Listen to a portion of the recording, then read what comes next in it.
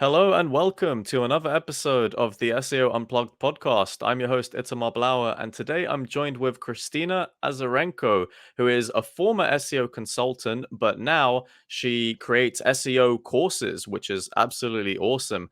Kristina, good to see you. How are you? Thank you so much. I'm good. I'm good. And hi, everyone. I'm so happy to be here. Awesome. And Christina, I guess the rep that you have in the industry has always, in my opinion, from what I've seen, the content you've created and what other people have been saying, very technical SEO focused. Is that something that you think is accurate? Are you the tech SEO hero, pro, however you want to say it?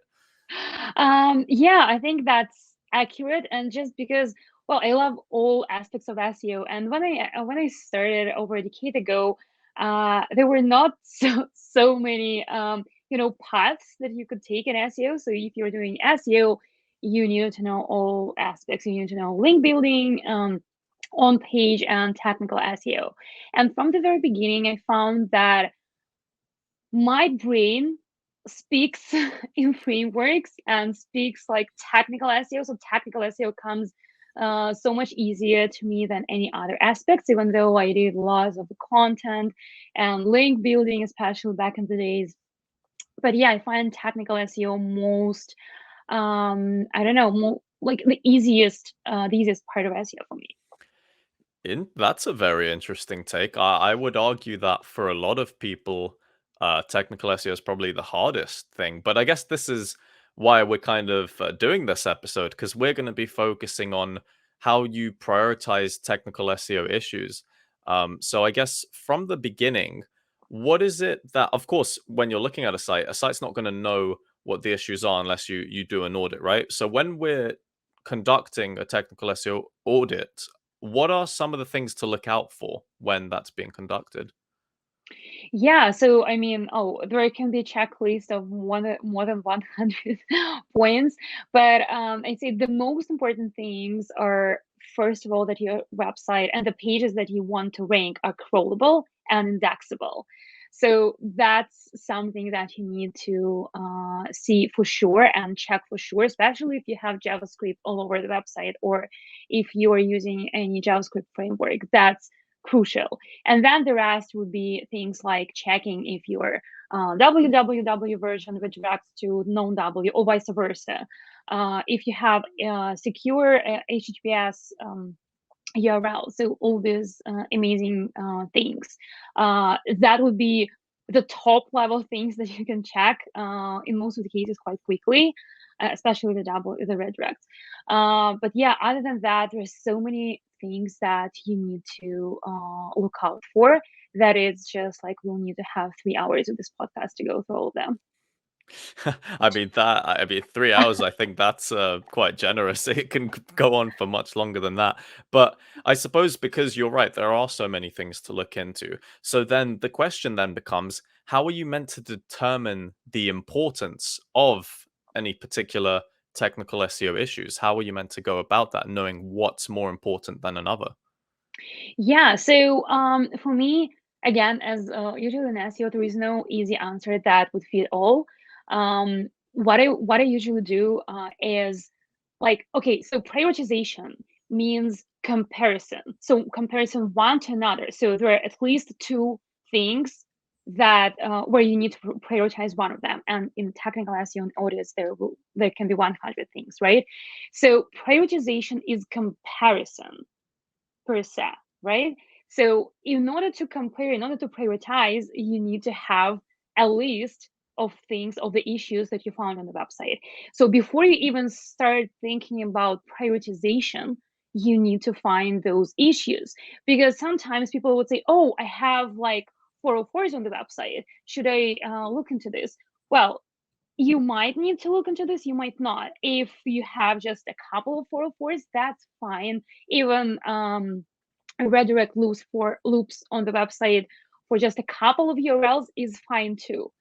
But if most of the links are going through redirect loops, if the percentage of the 404 errors compared to like normal pages that would return 200 HTTP status codes, if the ratio is too high, then yes, you might need to prioritize it. So the how I look at this is analyzing the website and then seeing in terms of, again, crawlability, indexability, if you have any issues, and then going from there, um, looking at looking at other things that you have, because it's honestly so hard to tell you, oh, you need to prioritize these even without looking at the website. So that's why I don't feel like advice that, like, where people would say, well, you always need to do this. What I would say here is that, um, again, I think this is the third time when I'm going to tell you this, but it's just important. Indexability plus crawlability, because if you have the best site ever, if you have writers, expert writers writing the content, but Google can't see the content on the pages, that's something that you will definitely need to prioritize. Hmm. Absolutely, and I guess that is the fundamental when it comes to technical SEO. So websites Yeah. are crawlable, indexable. Yeah, and I would add here one thing. So I started, when I was working with clients, I started using this quadrant task prioritization thing. You know, there's like not urgent. I have it in front of me. So it's urgent, not important, important. So that's basically how people usually use it. Not SEO people, right? How people would usually use it is they will find the tasks and basically prioritize those tasks based on what they need. Is there something urgent that needs to be done, that has a clear deadline? Or maybe there is something not urgent but important that needs to be done anyway. So that's how you can organize your life. And I decided to use the same framework for SEO, but I changed it a little bit. So in my case, there were things about priority and impact. So high priority, medium priority, high impact, medium impact. I removed like low priority, low impact from my audits, because then anyway, like, these things can be easily moved somewhere, I don't know, to Q4 or some other year. If it's low priority and if it's low impact, you can just as well disregard it, or I don't know, do some SEO tests around this. But yeah, I would concentrate on things that have high priority, high impact, or at least medium priority but high impact. Hmm. Yeah, I think that's especially important because within technical SEO, like you've said, there are hundreds, if not maybe thousands of things that can be addressed. But of course, most likely, and this is where, of course, it's very difficult to make assumptions, but on a general level, like a lot of stuff isn't actually going to be valuable, isn't going to be threading the needle. Like, so you shouldn't prioritize it. And I think that's great that you take the approach of, well, if something is gonna be in the low section in terms of like the impact or the importance of it, then it's just Hmm. what's the point? Because there are plenty of other things that you could do with your time in order to improve the ranking of your website, which is what people want to do. But from the technical SEO perspective, I think that's the most important sort of pillar where you should apply stuff like that, because there are so many things that you can address, but just because you can address it doesn't mean you should. And I think that the way that you described it is really important. But on a side question to that, because there are SEO tools out there that will try and sort of set the prioritizations of Hmm. different things. And I've got my own opinions about that, but I'd like to hear what you think in terms of, tools that you have used, and what you reckon, like how good are they at sort of prioritizing in terms of just anyone who's maybe got access to one of the more common SEO tools. Are there any things that they should kind of watch out for? Or what's your experience been with that in terms of how good tools are at prioritizing certain technical SEO issues? Yeah, I would say that you need to take everything with a grain of salt. You need to, first of all, own your knowledge. That's something that I preach. You need to own your technical SEO knowledge, so that you don't need to go to the tools, to your colleagues, to someone else to rely on them. It's always great to have some support, whether it's a tool or someone else or your colleagues, but you need to own your knowledge. And if we are talking about tools, they use specific algorithms to basically go with the thing that one size fits all. And that's exactly what I was talking about in the previous point, right? That there is no one size fits all. And your tools will always highlight your things like, oh, you have this critical thing, you have the same meta descriptions on 2 pages. Like, who cares? Honestly. um, but yeah, you need to have your prioritization framework in place and your understanding of the website in place, and use the tools as guidance and not necessarily as the main source of truth. Yeah, that's fantastic that you mentioned that, because I think it also comes into, your experience and your knowledge as an SEO, and it's like you can't just go and use tools and then use that as the kind of forefront of your understanding of SEO. It has to be, like you said, own knowledge that you pick up, and you are proactive in that sense to really understand different things and understand what they mean, because then you can kind of make your own mind up. Because yeah, like you say, no two websites are going to be the same in terms of what issues they might need addressed, right? Every website's unique, so all Yeah, of the potential technical SEO configurations of these websites will be unique, likely to be unique as well. So I think that's a very, very good point that you mentioned. And because there are a lot of people out there who might just rely on the tools and kind of say to someone, like they might be like, oh yeah, I've seen that it's critical because I have duplicate meta descriptions. But then if you have that own knowledge, you would know that that's nothing that you really need to worry about, right? In terms of the exactly. ranking side of things. So that is a very important point that you make. And the sort of last thing that I want to look into, Christina, because you've done tech SEO for a while, you've gone through so many types of sites that have varying levels of issues. How do you think, like, will technical SEO issues become even more complex as the industry evolves and as more things are being implemented from Google's side of things? I would say the only thing that can definitely influence and has already influenced and complicated technical SEO is JavaScript. And first of all, on the one hand, many websites rely on JavaScript a lot. And then on the other hand, in many cases, they just like overhear that, oh, Google reads JavaScript now, so it's okay. So sometimes I would see people saying like, well, I have a link, for example, I have a link on the page, so Google will follow this link.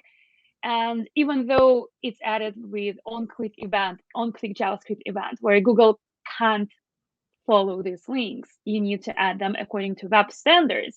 But then people overhear that Google reads JavaScript and they don't care to learn more about, okay, so Google does read it, but here's how you need to basically structure your content, and you need to still have the content according to web standards in order for Google to like even check those links or images or whatever where you're using JavaScript. So I'd say JavaScript is the biggest threat here, because Google is becoming much better at understanding it, but it does not mean that all implementations are meant to be crawled and indexed. Even like with lazy loading, right? There are some libraries that are not going to be properly loading images so that images can be indexed and crawled by Google. So that's something to be aware of. Other than that, I don't see why technical SEO would become harder. It's just, again, you need to own your knowledge and you need to understand it. And what's, from my point of view, honestly, technical SEO is the least changeable part of SEO, because canonical has been there for ages, right? No index tags have been there for ages. Robots.txt has been there for ages, right?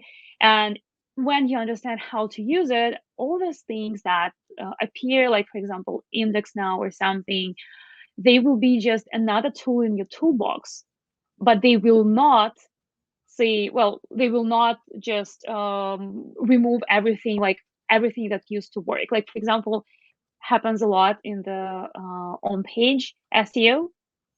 So yeah, I think that's my opinion on that.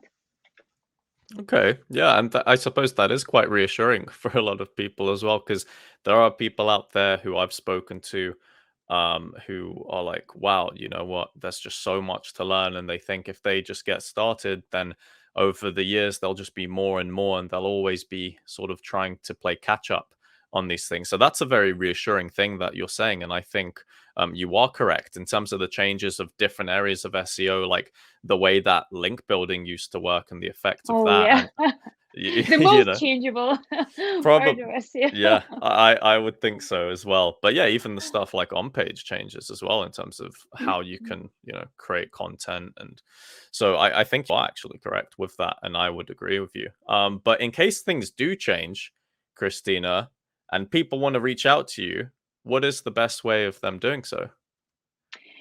Yeah, even if things don't change, you can still reach out to me. So, first of all, you can find me on Twitter, Azarchik, and you can find me on LinkedIn, Kristina Azarenko. And you can also check out my academy on marketingsyrup.com/academy. I have courses, SEO courses, including Tech SEO Pro, which is a course for technical SEO professionals. Yeah, so if you want to become one, also feel free to check it out. Amazing. Christina, thank you so much for your time. It's been incredible hearing all of your insights and knowledge. And yeah, like you said, if you want to be a tech SEO pro, you know where to go. Oh, that rhymed, and I didn't mean it to, but that sounded really cool. But yeah, Christina, thank you so much for being on the show. Thank you so much. Thank you so much, everyone, and have a great evening or day, whatever time is for you. Bye. That's a better outro than I could do. But yeah, we'll catch you in the next episode. Hey, you've reached the end of this video, but don't worry, there's plenty more great content that you can watch right now. All you have to do is click one of the two video links on the left side of the screen. And also, if you haven't already, make sure to subscribe and turn on the notification bell to never miss out on future uploads.